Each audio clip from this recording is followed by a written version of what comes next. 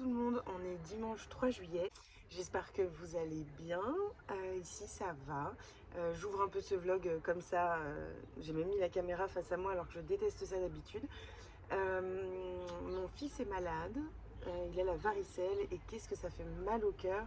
Je crois que c'est la première fois qu'il est malade et qu'il souffre, enfin qu'il dit qu'il a mal quelque part. Mais bon, bref, on n'est pas là du tout pour parler de ça. Je voulais vous prendre pour vous parler un petit peu de ma lecture en cours qui est L'île des femmes de la mer de Lisa Si. Je vous en ai parlé un petit peu dans le vlog précédent. Alors j'aime beaucoup ce roman, je ne sais pas si vous connaissez Lisa Si. Moi j'en ai beaucoup entendu parler, notamment de son roman Fleur de neige. Et je crois que j'ai également Fille de Shanghai dans ma palle, mais je ne suis pas sûre. J'avais énormément envie de lire ce livre, notamment parce que j'avais lu, alors pour le coup j'ai peur de me tromper maintenant, Fille de la mer de Marilyn Bracht, qui parlait de la même communauté des Aïnno et qui évoquait en fait la même période, c'est-à-dire l'arrivée des Japonais et tout ce qui s'en est suivi. Et alors, dans le roman de Marilyn Bracht, on traitait notamment des femmes de réconfort, c'est-à-dire des femmes de cette île, des femmes coréennes qui étaient emmenées au Japon pour devenir en gros les prostituées, enfin les esclaves sexuelles plutôt, parce que autant vous dire qu'elles n'étaient pas rémunérées, les esclaves sexuels des soldats japonais, voilà, c'était admis, il y avait même des maisons pour ça, enfin voilà, c'était assez horrible. Et pour le coup, ce roman avait été un énorme coup de cœur parce que, au-delà, enfin vous savez de toute façon, je lis énormément de littérature assez dure parce que j'aime beaucoup les romans historiques qui parlent de la condition de la femme, etc. Et donc forcément, mes coups de cœur et mes magnifiques lectures sont souvent des lectures très dures. Mais ce que j'ai aimé, c'est que l'écriture de Marilyn Bracht était magnifique et que l'histoire était en fait très belle, très touchante.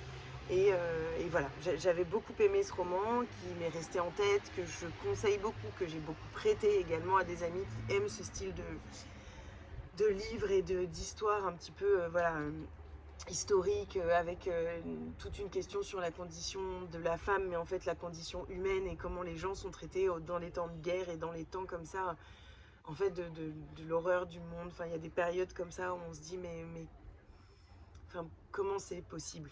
Voilà, mais bref, je m'égare parce que vous voyez, je vous parle d'un de mes coups de cœur alors que je lis un autre roman, mais c'est pour ça que je l'ai demandé, L'île des femmes de la mer. Donc je pense que je l'aurais sûrement demandé quoi qu'il arrive parce que Lisa Si est une autrice qui me fait très envie et que le sujet, enfin forcément les romans historiques, etc., c'est vraiment ma zone de confort, si on peut appeler ça comme ça. Là pour l'instant j'en suis 150 pages je pense. En fait je lis en partie sur ma liseuse parce que dans le métro c'est plus pratique. Et donc je sais que j'ai passé, enfin je suis, oui voilà, oui je savais, page 165.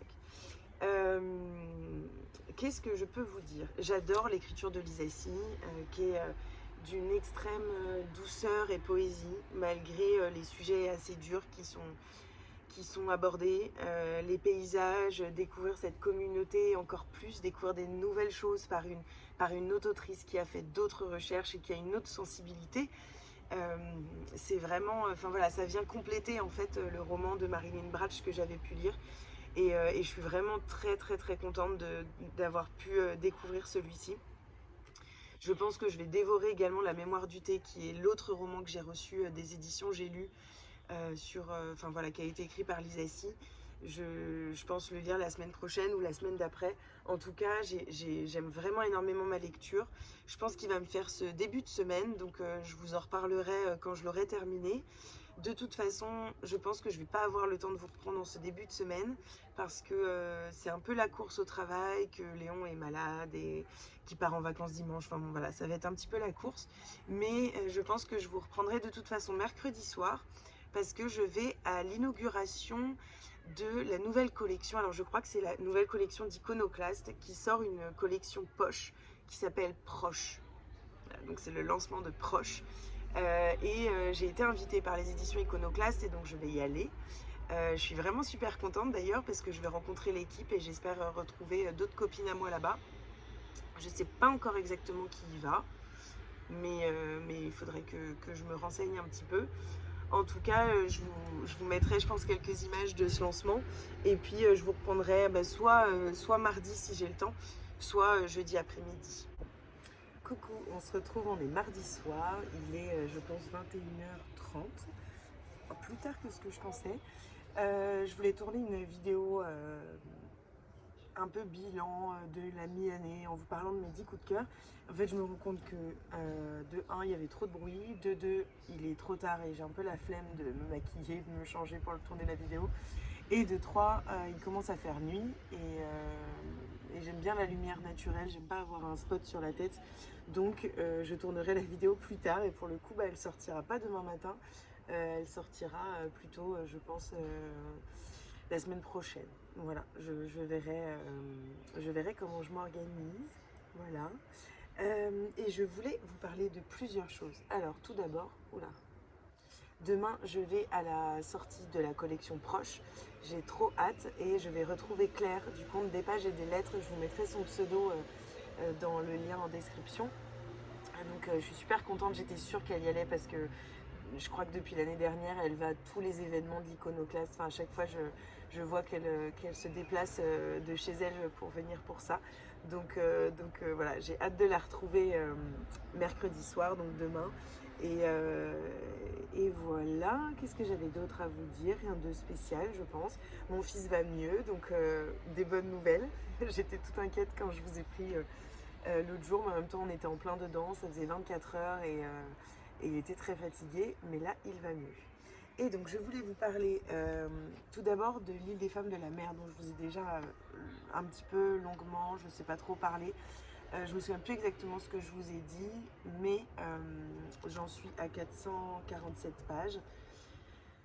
Et j'aime énormément ce roman. En effet, il aborde pas du tout la même chose. Enfin, bien sûr, on parle des Aïénos, on est sur l'île de Jéju, on parle de la même période historique que Filles de la mer, mais en fait, on est vraiment sur un autre versant. On découvre peut-être davantage la vie des Aïénos. En fait, je trouve que le côté apport historique est d'une richesse. Enfin, vraiment, c'est assez bluffant, c'est remarquable. L'autrice me bluffe en fait. Enfin, je suis vraiment plongée dedans. J'arrive totalement à m'imaginer les endroits, les plongées, cette petite île et là où ils habitent. Et puis on a vraiment une plongée au-delà de tout ça dans la culture des Aïénos et aussi en fait, de ceux qui habitent en ville et les différences qu'il peut y avoir entre eux. Et voilà, je trouve ça vraiment remarquable comme roman. J'ai pas vraiment d'autres mots. Je vais vous en reparler, mais il s'agit d'un coup de cœur, clairement. J'en suis à 450 pages et il en reste 100 et je sais que ce sera un coup de cœur. Et je vais définitivement lire La mémoire du thé bientôt et je vais mettre dans ma palle à lire en premier, donc dans ma palle d'hiver, Fleur de neige. J'ai toujours, oui c'est ça, Fleur de neige, qui est je crois le premier roman de l'autrice et le roman dont tout le monde m'a déjà parlé. Voilà, donc je suis super contente. Et c'est ça que je voulais vous dire. Je suis désolée pour la petite vidéo d'avant. Je me suis rendu compte qu'on entendait énormément la rue. C'est vrai qu'en fait depuis qu'il fait beau, là où j'habite maintenant, il y a un bruit de fou, ce qui n'était pas le cas dans le 16e, autant vous le dire. Donc bon, voilà, faut faire avec et moi j'aime bien être dehors. Donc je suis dehors et puis je vous partage. C'est aussi le principe d'un vlog, c'est de tourner au moment où j'ai envie. Et là j'avais envie de vous parler un petit peu de ce livre qui me happe complètement, qui me prend aux tripes dans lequel j'adore revenir et j'ai envie de revenir. Et d'ailleurs ça fait une 50aine de pages que je ralentis le rythme parce que j'ai pas envie de terminer, parce que j'aime cette histoire, parce que l'écriture est magnifique, parce que la précision historique est incroyable et que j'apprends énormément de choses sur cette communauté et en fait sur plein d'autres choses parce que par une culture on apprend aussi beaucoup d'autres choses et donc c'est vraiment très intéressant. Et je vais également vous montrer une réception qui est La prophétie des sœurs serpents de Isis Labo Caberia. édité chez Slalom. Donc là, c'est l'épreuve non corrigée, hein. C'est pas le roman final. D'ailleurs, j'ai une petite dédicace. Voilà. D'ailleurs, je pense que je leur dirais de ne pas m'envoyer le roman final parce que celui-ci est très joli et en plus j'ai une petite dédicace, donc c'est très bien comme ça. Alors Laura, de Laura's Reading, j'ai cru entendre quand j'écoutais sa vidéo qu'elle n'aimait pas la couverture. Et ben pour le coup là-dessus on a des goûts différents parce que justement moi quand je l'ai reçue je l'ai trouvée très belle. Enfin, je trouve, alors bien sûr les dessins sont un peu jeunesse et en même temps c'est un livre young adulte donc c'est entendable mais j'aime vraiment beaucoup cette couverture et pour le coup quand je l'ai reçu j'avais vraiment envie de le lire, il m'a donné envie par la couverture donc voilà, je sais pas si vous voyez, en plus les personnages sont vraiment bien faits avec des caractéristiques propres et voilà, j'aime beaucoup. Je vais vous lire le petit résumé, je ne sais pas exactement de quoi ça parle, donc je vais découvrir avec vous. Une très ancienne prophétie commande aux hommes d'envoyer une enfant élue dans le passé afin de rencontrer une sorcière multimillénaire, gardienne de la Martinique. Seul ce voyage temporel sauvera son île de la malédiction. Dans la torpeur et l'ennui de son été, Naïla, en vacances en Martinique chez sa grand-mère, tombe sur un vieux secret de famille. Une magie ancestrale la projette au cœur du XVIIe siècle, où elle doit accomplir la prophétie millénaire qui sauvera son île. À cette époque, elle rencontre Nonum, jeune chaman Kalinago confronté à la violence des colons.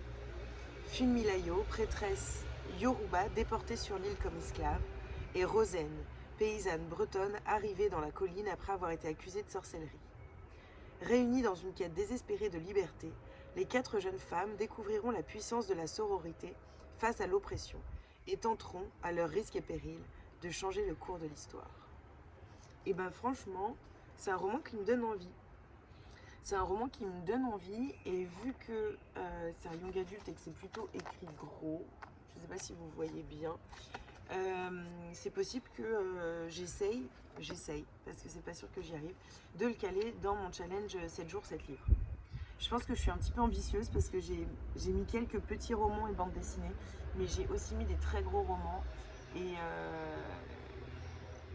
Et bon, en fait, je ne sais pas trop ce qui va se passer cette semaine-là parce que pour l'instant, j'ai rien trop de prévu, à part lundi soir où je sors avec une collègue à moi pour passer un petit moment toutes les deux, pour s'amuser un peu, changer les idées. Elle a pas ses petits, j'ai pas les miens, et donc voilà, on va aller boire un coup et puis advienne que pourra. Je sais qu'avec elle, ça peut durer tard et donc voilà, je me fais pas d'illusions sur lundi où je travaille toute la journée et où je sors le soir. Mais par contre, les autres jours, j'ai quand même pas mal de temps libre. Donc voilà, puis j'aime bien me challenger. Donc on va voir ce qui se passe. Et je vous retrouve, pour le coup, je vais tourner, comme je vous avais dit, des petits plans du lancement de Proche, j'imagine. Et puis je vous reprendrai jeudi ou vendredi matin pour clôturer le vlog. Je vais voir ça.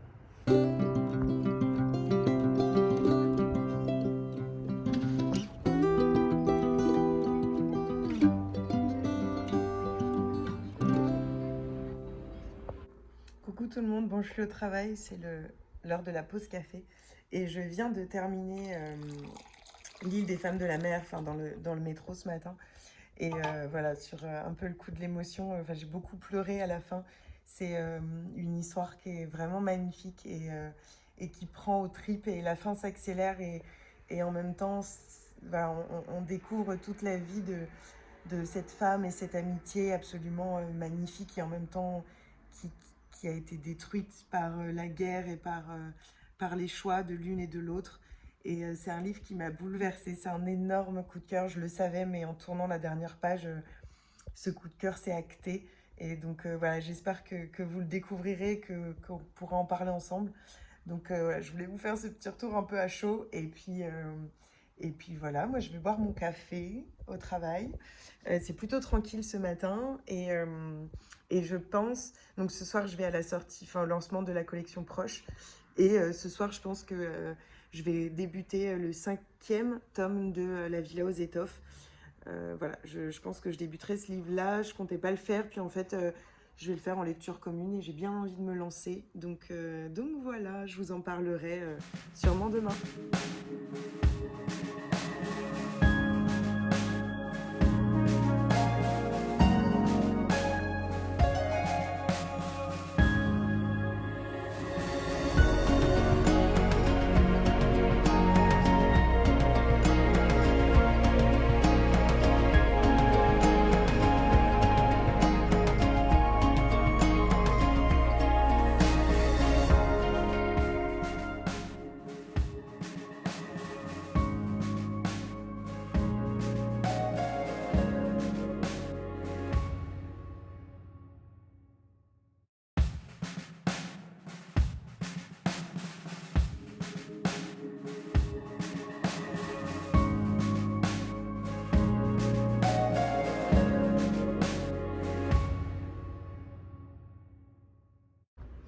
Coucou, bon, on se retrouve, on est jeudi après-midi, je rentre du travail et j'ai quelques minutes pour vous prendre. J'espère que vous m'entendez bien parce que je me rends compte qu'il y a beaucoup de bruit à l'extérieur. Mais bon, voilà, j'ai besoin d'être à l'extérieur en sortant du travail, donc je vous prends ici. Vous avez dû voir, normalement je vais vous mettre les vidéos juste avant. J'ai passé une super soirée pour le lancement de la collection Proche, qui est donc une collection de l'Iconoclaste et des Arènes qui voilà, ont sorti une nouvelle collection. La soirée c'était super, j'ai retrouvé Claire notamment, Laura bien sûr et Flo aussi, et puis j'ai rencontré plein d'autres filles là-bas et donc c'était vachement sympa. Et je suis repartie avec dans cette poche un Proche. J'adore en fait le nom de cette collection, je la trouve super. Et je suis repartie avec les 3 romans qui vont sortir le 18 août, pour la rentrée littéraire. Il s'agit de Kérosène de Adeline Dieudonné, Des Diables et des Saints de Jean-Baptiste Andréa, et pour le coup Flo m'a vraiment super donné envie de le lire, donc je pense que je vais le lire cet été, surtout que la couverture donne plutôt envie de le lire en été. Et enfin, L'Intranquille de Gérard Garouste avec Judith Pérignon. Je ne sais pas si vous l'avez lu, si vous en avez entendu parler. Je vais vous montrer un petit peu la nouvelle, donc cette nouvelle collection. Il y a le petit logo qui est ici.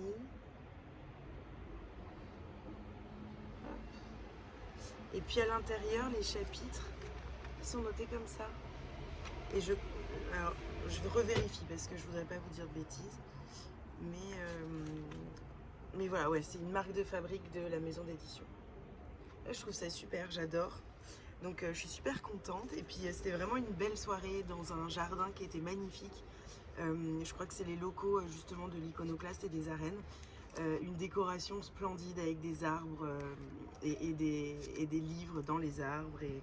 Et c'était assez magique, ça faisait un petit peu Alice au pays des merveilles, enfin voilà.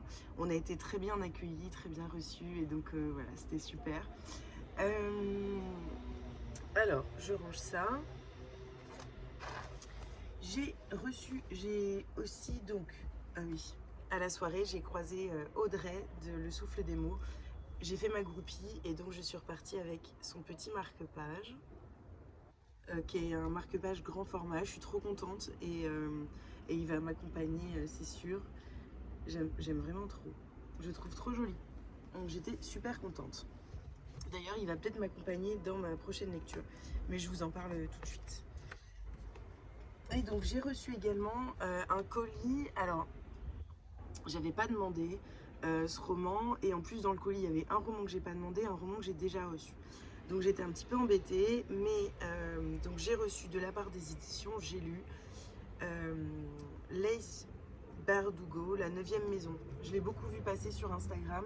Pour le coup, c'est pas du tout mon genre de lecture, mais potentiellement je le lirai cet automne, parce que en fait je l'avais déjà vu. Il y a des choses qui me faisaient un peu envie, j'ai lu des avis qui pouvaient me donner l'envie, donc voilà, je vais voir, et puis pour l'autre livre que j'avais déjà reçu, il faut que je vois un petit peu avec la maison d'édition si je fais un concours ou si, je ne sais pas, je leur renvoie ou j'en sais rien. Voilà, donc à voir ça. Et la dernière réception qui m'a fait trop plaisir, c'est un album jeunesse écrit notamment par Franck Bouis. Donc vous savez, l'auteur de N'est d'aucune femme. Et comment il s'appelle l'autre roman? Bon, je n'aurai pas le nom là. Mais en tout cas, N'est d'aucune femme, que j'avais adoré. Et quand j'ai vu bon, déjà cette couverture, les dessins sont absolument magnifiques. Et le titre qui me faisait très envie. Donc voilà, je vais vous montrer un ou deux dessins. Il sort le 28 septembre, donc je vous en parle un peu tôt. De toute façon, je ne l'ai pas lu, donc je vous en reparlerai. Mais j'aime beaucoup les dessins qui sont très doux, simples.